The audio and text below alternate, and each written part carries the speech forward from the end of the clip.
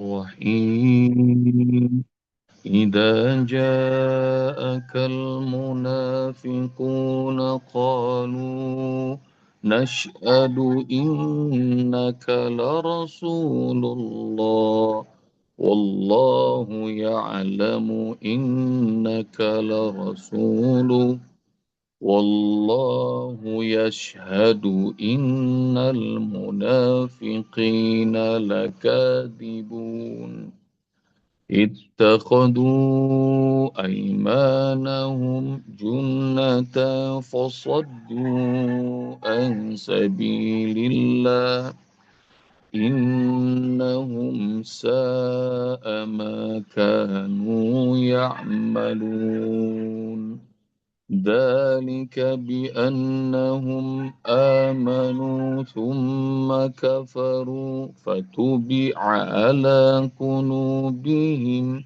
فهم لا يفقهون وإذا رأيتهم تعجبك أجسامهم وإن يقولوا تسمع لقولهم كأنهم خشب مسندة.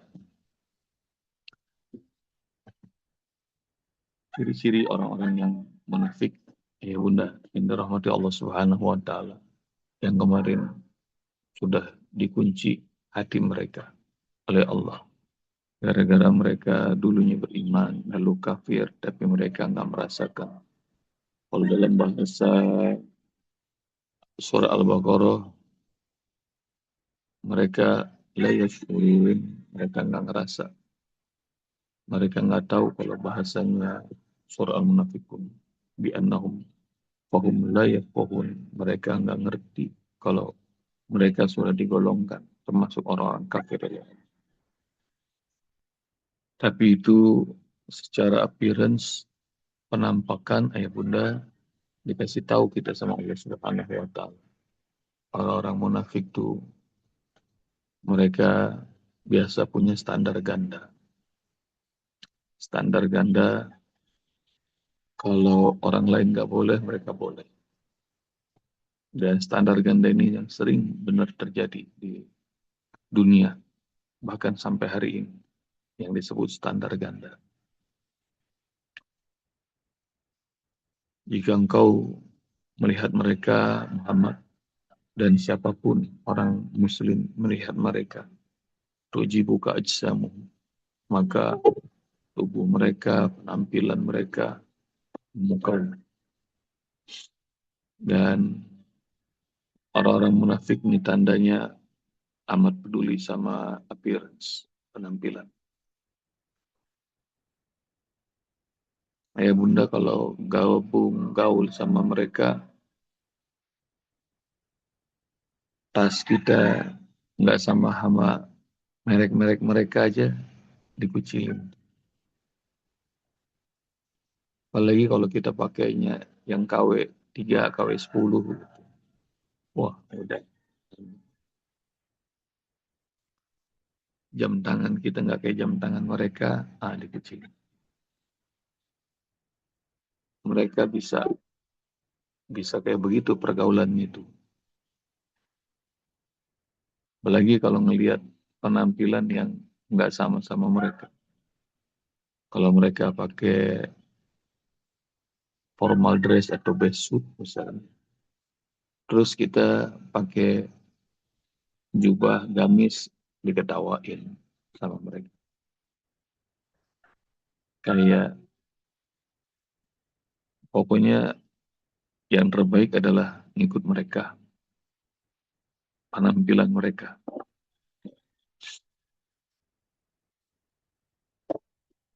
Mereka bisa bikin standar. Ayah bunda.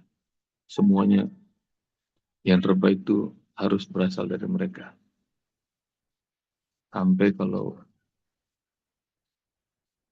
makan pakai tangan kanan kita disunahin, tapi mereka pakai tangan kiri. Terus kita pakai tangan kanan, bisa tuh dicibirin sama mereka. Jadi ini appearance, penampakan. penampilan.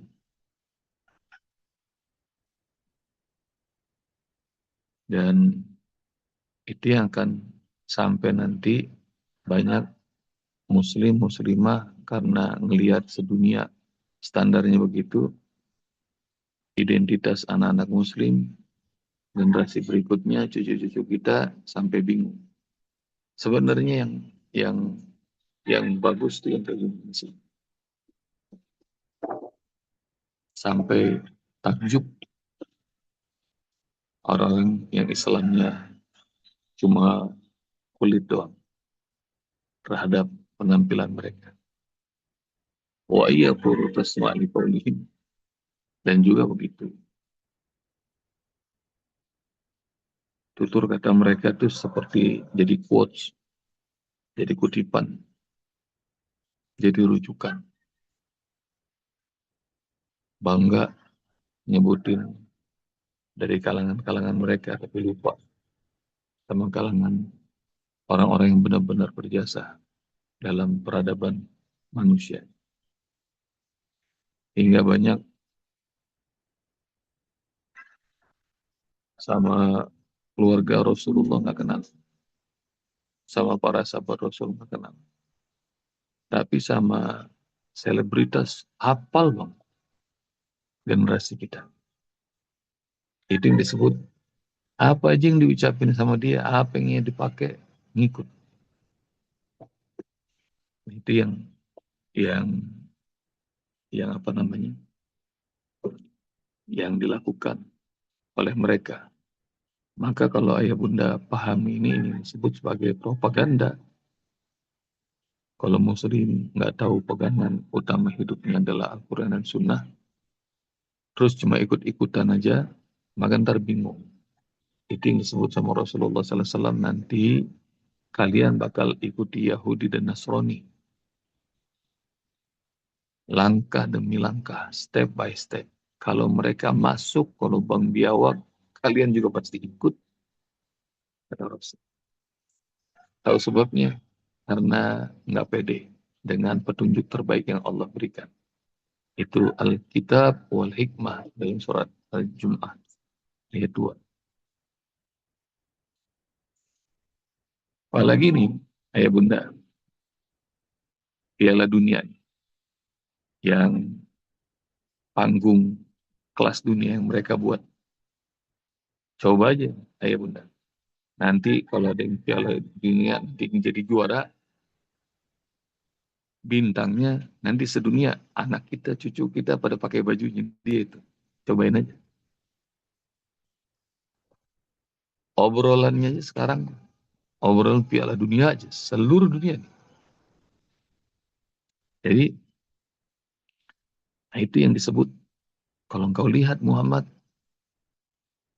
penampilan mereka, semua orang pengen kayak begitu. Kalau dia bicara, semua orang dengar. Ka'annahum khusyubun musannad. Padahal mereka itu kayak kayu yang tersandar. Maknanya apa? Kayu kopong yang tersandar, yang nggak ada iman dalam hatinya, nggak ada ilmu dan kebijaksanaan dalam akal mereka. Jadi yang taunya adalah keserakahan, kemunafikan, pragmatisme, pengen menang sendiri. Dan itu seperti sedunia lagi musuhin Iran. Karena Iran juga punya uranium nuklir. Itu enggak ya? Bunda. Lucunya yang nuduh itu punya nuklir, punya uranium. Itulah standar ganda tuh. Ayah bunda kan kita sudah bagaimana nyimak. Irak diporak-porandakan karena tuduhan palsu. Karena Irak diduga punya gudang nuklir. Hingga Amerika nyerang. Dan sampai sekarang itu nggak ada tuh. Mereka tidak dapatin. Jadi lucu. Mereka bisa nuduh. Padahal Sesungguhnya mereka sendiri punya.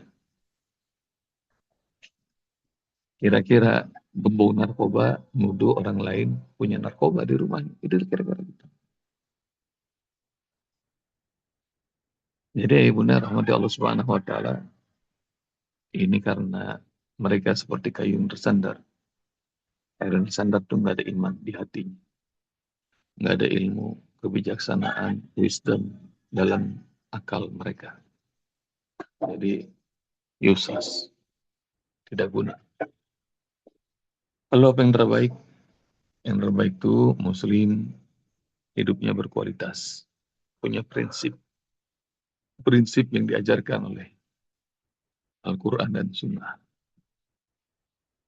Waktu di Madinah, Rasulullah SAW mendapati orang-orang Yahudi berpuasa di hari Asyura. Lalu kemudian Rasul bertanya, kenapa mereka berpuasa? Karena mereka merayakan selamatnya Musa dari kerjaan Fir'aun. Lalu kemudian Rasulullah SAW mengatakan, nahnu ahaqu bi Musa. Kita nih, para muslim, lebih berhak untuk merayakan itu. Karena Musa itu adalah nabi kita juga. Maka Rasulullah SAW tetapkan Asyura puasa. Tapi nggak usah ikut-ikutan supaya berbeda. Kata Rasulullah, lau baqitu la asumanatasi. Kalau aku masih hidup, tahun depan kita puasa juga ya. Hari ke-9, hari Tashua. Jadi ngebedain. Ada kualitas, ada prinsip bahwa kita nggak bakal ikut-ikutan. Tapi ini adalah kualitas hidup. Kualitas hidup.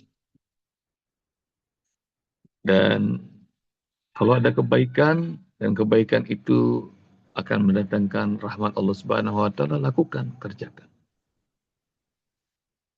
Dan harus sesuai dengan tuntunan terbaik Al-Quran, Sunnah, Bunda. Kalau belum tahu, belajar lagi. Kalau sudah tahu, amalkan, tingkatkan. Hingga nanti nggak cuma ikut-ikutan. Kalau misalnya orang-orang munafik, orang Yahudi, orang Nasrani kaya, maka boleh nggak kaya itu? Boleh. Bahkan harus jadi orang paling kaya. Tapi kalau udah paling kaya, jangan serakah kayak kebanyakan orang-orang munafik. Rajin sedekah, rajin wakaf, rajin nolong orang. Mereka punya bank, bisa nggak kita punya bank? Boleh. Jadi dulu kaya raya misalnya, kayak Ismail kaya raya, punya bank, Bank Ismail. Nah, orang yang terlilit hutang nanti akan ada program untuk pelunasan utang. Jadi mudahkan orang yang belum berani menikah, ada pinjaman untuk nikah. Ini belum ada nih bank punya program pinjaman untuk nikah. Dan kemudian kalau di mana-mana KPR mahal, nah kita punya bank Islam semuanya. Muslim yang belum punya rumah dapat KPR yang murah. Niatnya nolong, niatnya ngebantu.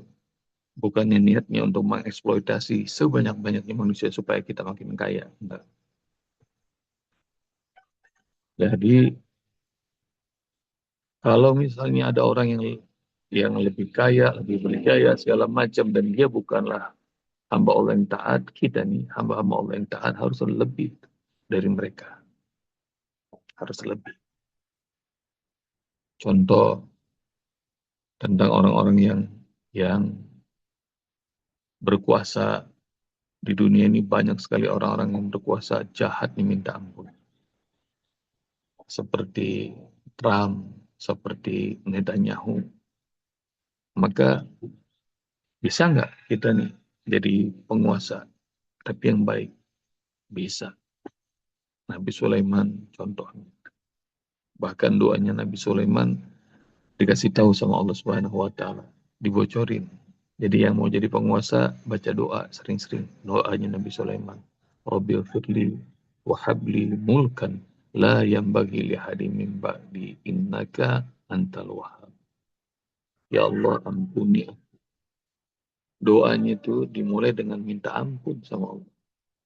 Wahabli mulkan, berikan kepadaku kekuasaan. La yanbaghi li ahadin min ba'di, yang tidak akan pernah kau berikan kepada orang setelah aku.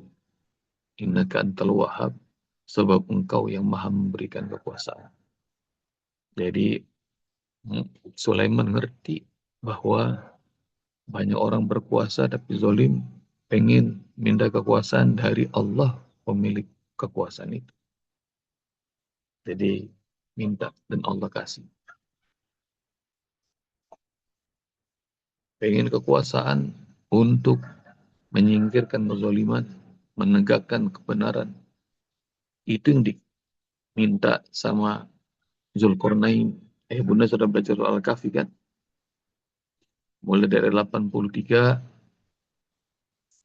sampai ayat 100 kisahnya Zulkarnain.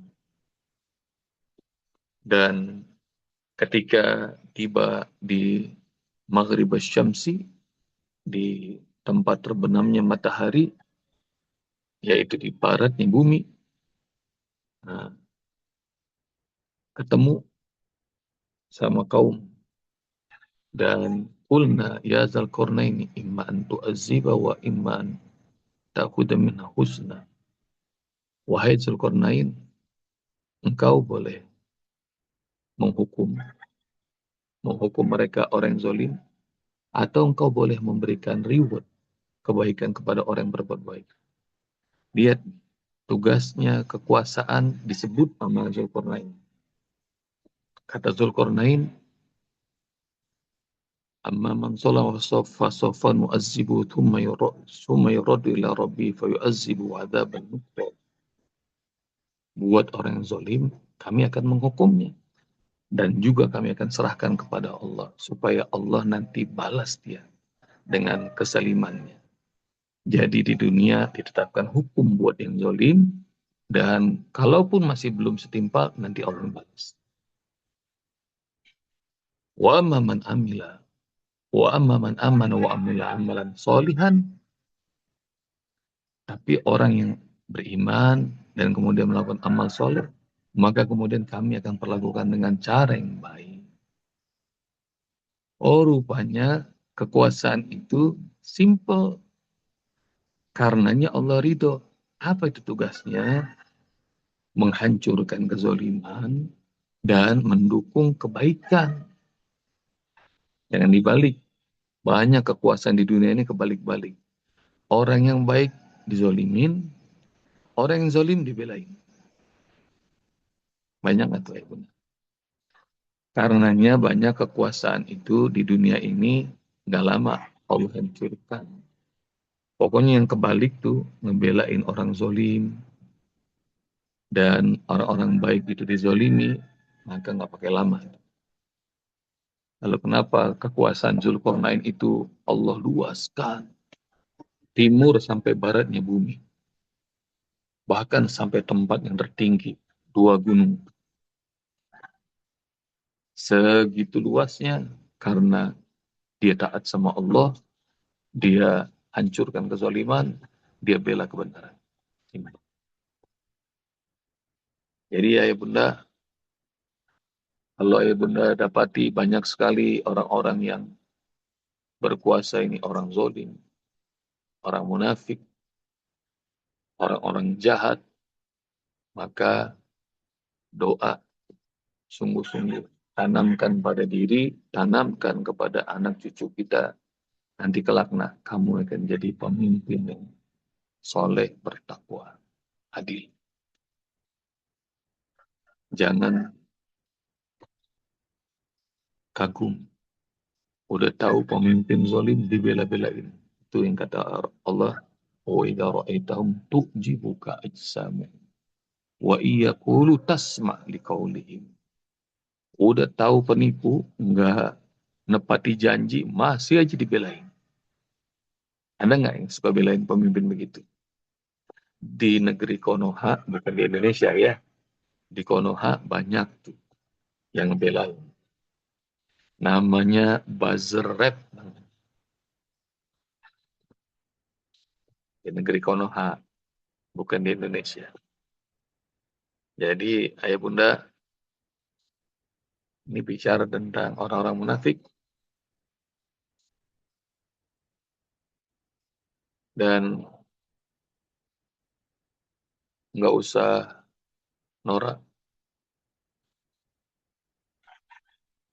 nggak usah kagum kalau ucapan orang-orang yang reputasinya sudah dikenal dengan munafik, nggak usah sering-sering di-quote, jangan di-quote. Bahkan nggak usah juga diklik supaya apa? Supaya nggak viral. Makin diklik terus sama kita, maka ntar algoritmanya makin gede dia. Dan orang-orang yang munafik nih seneng banget sama viralitas. Kemarin dalam surat Nisa tuh, innal munafiqina yukhadi'un Allah wa huwa khadi'uhum. Wa idza qamu ila sholati qamu kusala yura'unan nas wa la yadhkuruna Allah illa qalila. Ciri mereka kata Allah yura'unan nas. Mereka tuh pengen viral, mereka tuh pengen pamer, pengen flexing. Kira-kira kalau ada duitnya mau tuh mereka kerjain. Nggak ada duitnya nggak mau. Jadi bukan karena Allah. Jadi, nah ini yang pelajaran berikutnya. Kalau nggak ada anggaran nggak mau mereka kerjain. Kalau ada anggaran, waduh sibuk, sibuk. Dan ini ayah bunda, ini pelajaran yang amat mahal. Supaya apa? Karena dalam pergaulan ayah bunda, kadang-kadang kita ini nggak pede, nggak pede dalam sebuah perundingan damai. Indonesia diwakili oleh Kiai Haji Agus Salim. Kiai Haji Agus Salim itu sekolahnya nggak tinggi, tapi beliau itu dikasih sama Allah Subhanahu Wa Taala pinter. Bahkan beliau ini apa istilahnya sekarang? Polyglot apa polyglot? Orang yang bisa banyak bahasa. Dan kalau beliau hadir di acara-acara internasional, mau ngomong bahasa apa aja dilayani sama beliau. Padahal pendidikan nggak tinggi.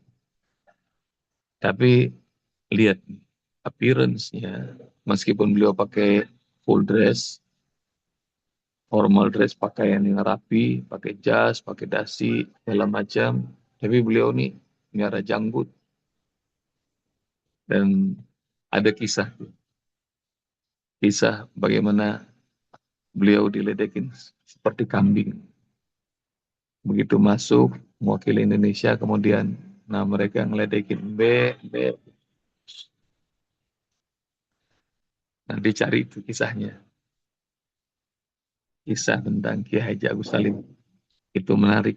Dan beliau berdiplomasi sama orang-orang yang punya standar ganda, para penjajah. Dan cerdas, hebat, mengagumkan. Dan kalau bicara tentang orang-orang Indonesia yang dulu, para founding father, kayak Sultan Syahrir, kayak Kiai Agus Salim, dan banyak lagi. Sampai sekarang, Rocky Gerung kalau ngomong tentang orang-orang itu, wow, luar biasa hebat. Standar ganda dari dulu ada tuh ya Bunda. Tapi orang-orang Islam nih, kalau kalau mereka tampil harus punya isi, harus berkualitas. Dan kualitas yang terbaik tuh kalau kita punya nilai-nilai prinsip yang dibocorin sama Allah yang maha benar, yang maha baik. Dan nah ini ambil ambil, nggak cuma sekedar appearance, menampakkan, nggak cuma retorika, tapi iman dalam dada, ada ilmu dan wisdom dalam pemikiran. Dan itu yang membuat muslim, mukmin, muslimah, mukminah berkualitas hidup. Jazakumullah ya Bunda. Assalamualaikum warahmatullahi wabarakatuh. Waalaikumsalam warahmatullahi wabarakatuh. Jazakallah. Jazakallah.